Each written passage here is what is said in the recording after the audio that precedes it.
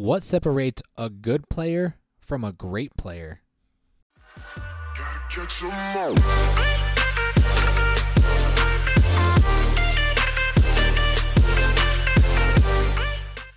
What's good? It's your boy Rico. Welcome back to another episode of Pokemon Duel. And the first thing I want to do is I want to apologize for the screen to the right.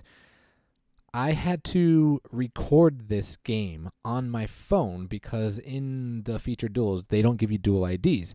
And when I record this on my phone and then try to play it back on my Streamlabs OBS, it's formatted weird, but I promise it's only for this match. The screen will be normal when we talk about other things. But anyway, from the beginning, what separates a good player from a great player? Well, to simply put it, great plays.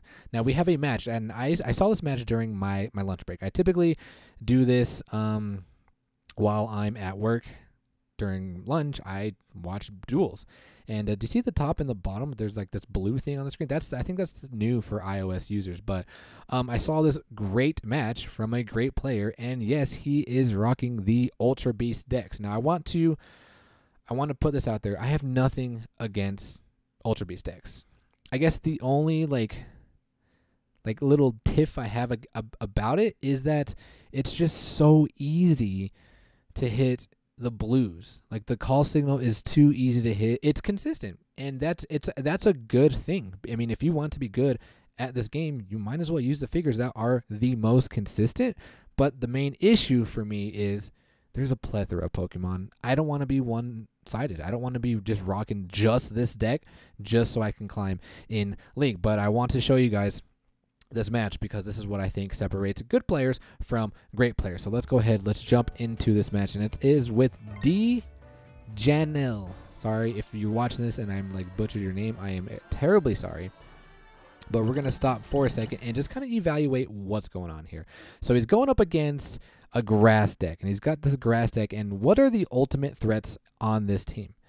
Well, I would say the number one threat is probably, I don't even know if I would say the Rowlet, but the Rowlet because it makes all the blues disappear, but also that Tapu Bulu. The Tapu Bulu, with its ability, is like on the grass person's turn, they can just freely attack into like Celesteela, and Celesteela won't do anything with the Rendezvous. So the Ultra Beast user, he knows that. So let's watch how this match unfolds. Oh my god, it looks so bad. I'm really sorry for that, guys. So he's going to play the Mighty Sphere, and I just kind of want to talk about this too. Ultra Beast users, Mighty Sphere is so key because of how they maneuver on the board. They do so much cheese with the Celesteela Rocket Ride. Like, Ultra Beast users, obviously, they want to call signal. You know, they want to remove your... Like, it's all about eliminating your figures off of the board. They do a good job with that with the Rendezvous. But they also do a very, very good job with the Mighty Sphere as well, surrounding your opponent, your figures, your opponent's figures, and then bringing them to your PC rather than their PC. So let's watch how this match goes. Opens up with a Rowlet in the center. So D. Janelle from here. He's got to be a little defensive here. He doesn't want to set the matchup. He doesn't want to put anything at risk for the Rowlet.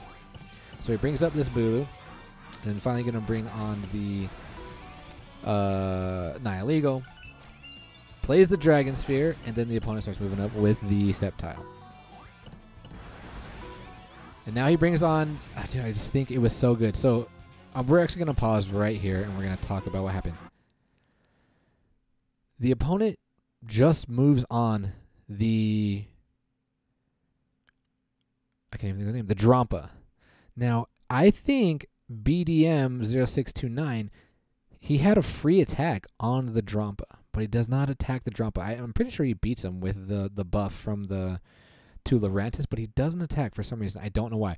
So how Jan, I'm just going to say D Jan, how he responds is he moves up and he does not attack her, and he baits the opponent into surrounding him. Now what that does is that allows him to DC with his Celesteela, because his Celesteela is still on the board, and he's going to try and he's trying to eliminate that number one threat on this deck. So he does. He DCs here with the Celly, goes straight after the Bulu, and boom, hits the Rendezvous. When I saw that, I was like, wow, man, making plays. And these are the things that, like I said, differentiates from good players to great players.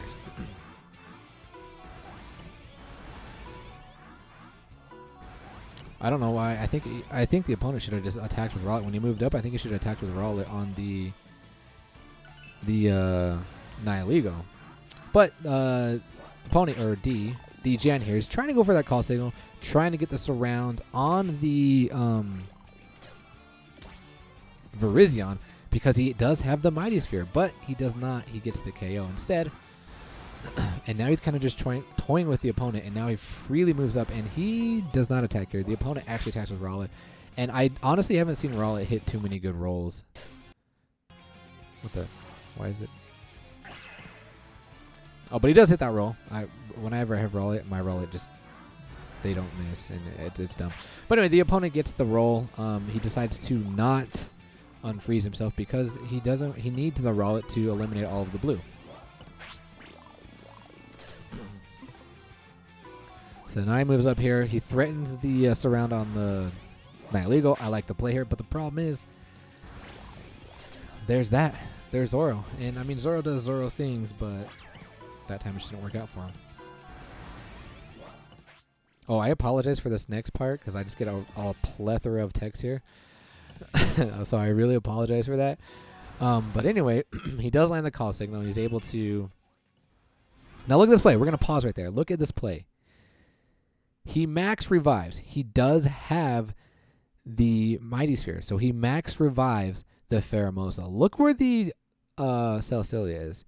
He's on the entry point. And what he can do is he can Rocket Ride, and he can Rocket Ride that Sceptile.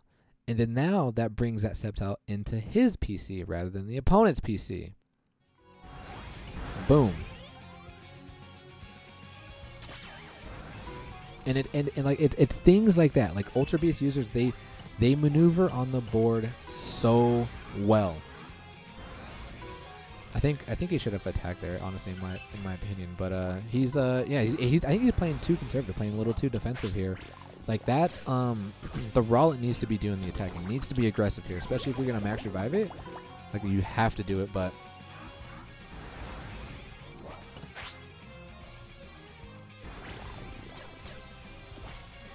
that's typically what happens when I attack with Rowlet. And pretty much GG boys. Like I said, I think that's what differentiates between good players and great players. So Ultra Beast users, they are phenomenal. All right, let's switch gears. We're gonna go back into actual Pokemon Duel. All right, guys, we are back. Sorry about that. Sorry about the quality of the beginning of the video and the off game. But anyway, I want to kind of speculate on what water buffs we're going to get. Like, I want to know what you guys think we're going to get as far as water buff goes. I think we did... Leafeon pulled off the win, right? Final results. And I'm actually going to go back to my ice deck. The ice deck that Revy gave me the idea for. Did we win? Yeah, we won. Okay, cool. But we have boosters open. We'll open up these boosters. Let's briefly talk about the deck that I'm running. And then we will discuss what water figures you guys want to see buffed. So let's start with the Sparkle one. Can we please get the shiny Leafeon? Let's go. Rare, show me. Okay, it's just a Dratini. Okay, looks like we're not gonna get the feels bad, man, feels bad. We're not gonna get the shiny Leafeon. That would be cool because I really like Leafeon. Can we please pull a Manaphy because of the water buffs? I want Manaphy. I honestly don't think Manaphy is going to get buffed, but it would be nice to have the Manaphy because what I also want to talk about is what key water figures do you guys think are going to be in water decks? I mean, I don't think we can necessarily give a for sure answer because we haven't seen the buffs, but I think one figure for sure that, like I say, we can't give it for sure, but then I say for sure that will be there is Tapu Fini. So let's take a look at water figures. And I want to know, like I said, what you guys think is going to get buffed and what megas do you think we're going to get? I've been thinking about this today. I honestly think Keldeo is going to get another buff because Keldeo, I mean, he is an EX. He did get the buff to get the water jump. Water jump could be useful. This Pokemon can move to a point that is 2 steps away. In that case, it gains weight. I honestly think if they made this water jump like the size of this right here, both of the water jumps and the miss, we might be able to see Keldeo in the meta.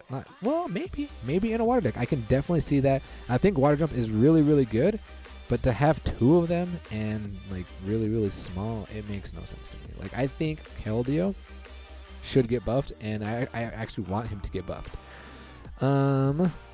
Sharpedo. Do you think we'll get Mega Sharpedo? Sharpedo is known for having high attacks, like hitting really, really hard. But he's got the Ice Fang 40 and the Noxious Fang 50. I mean, granted, he does cause status condition. What does Skull Bash do? The battle opponent gains weight 3. If the battle opponent is affected by a special condition, the battle opponent is knocked out. And he also has the Prey Stamp. If an opponent's Pokemon has a special condition, Sharpedo could be fun. There's some potential there, but with the Ice Fang and the Noxious just so low, like I don't know. I could see them buffing him as well, and I do want to see his Mega because of the lack of water mons that we have. Blastoise, Blastoise is a popular opinion. I think people are thinking that Blastoise is going to be getting buffed, and we have no music. I'm sorry. Here's the music now.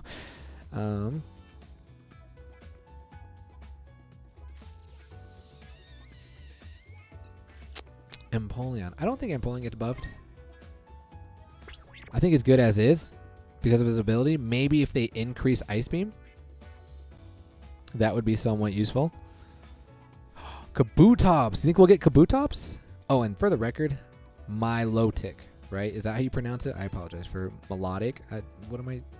He's one of my favorite water figures. Melodic. Like, I should probably know how to pronounce it, right? It's just after Gen 1 and Gen 2, I kind of like just... I kind of lose... Because I didn't play the other ones that much. Like, I played every version, but I didn't play them as much as I played Gen 1 and Gen 2. But Kabutops, it'd be cool if we saw Kabutops. Greninja, obviously, I think is the front runner. Everybody wants Greninja. Like I already talked about, Blastoise, that's a popular opinion. People think Blastoise is going to be getting a buff. Kyogre. I've seen speculation of the ground and water banner, and then we're finally going to get primals. So Kyogre is going to have his primal form. Which actually, Kyogre doesn't even show that he has a second form, so that's kind of interesting. You would think it would be there. Just like how, oh,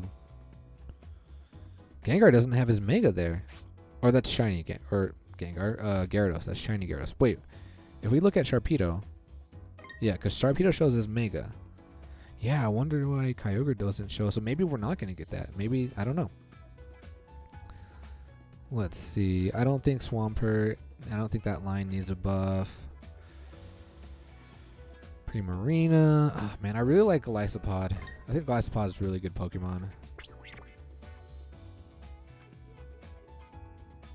I would like to see a little... I would like to see some damage buff on him. Aqua Jet, 70, 80, flying below 120. Because then it can hit for 240. But, I mean, that's the damage tier we're in now, right? I mean, just to stay competitive, to stay relevant. I don't know. But then again, you'll have the Manaphy, so I don't know. I guess that's all the water figures that I have. But I think we're going to cut it there. Please let me know in the comments below who you think or who you want to see buffed. And what Megas do you want to see? Mega Gengar, or why do I keep saying Gengar? Mega Gyarados and Mega Sharpedo. I don't know. Please let me know in the comments below. But until then, ladies and gentlemen, peace.